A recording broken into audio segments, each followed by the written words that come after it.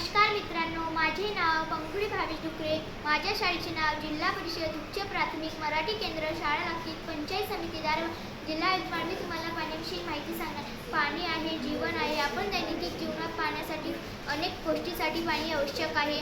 तसेच पिण्यासाठी, शेतीसाठी, स्वच्छतेसाठी अशा काही गोष्टीसाठी पाणी आवश्यक आहे.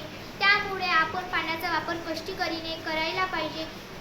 असे बरेच गाव आहे तेथे पाण्यासाठी रानमळ फिरायला लागते. तसे लागले मैलोमैली जखे लागते. त्यामुळे पाण्याचा उपलब्ध होऊ नये म्हणून काळजी घ्यावी. शेतीतळे, विहीर अशा ठिकाणी पाणी कसे जमेल ते काळजी घ्यावी. पावसाचे पाणी जमिनीमुळे कसे मुरेल याविषयी विचार केला पाहिजे, जेणेकरून भूजल पातळी वाढेल. धन्यवाद.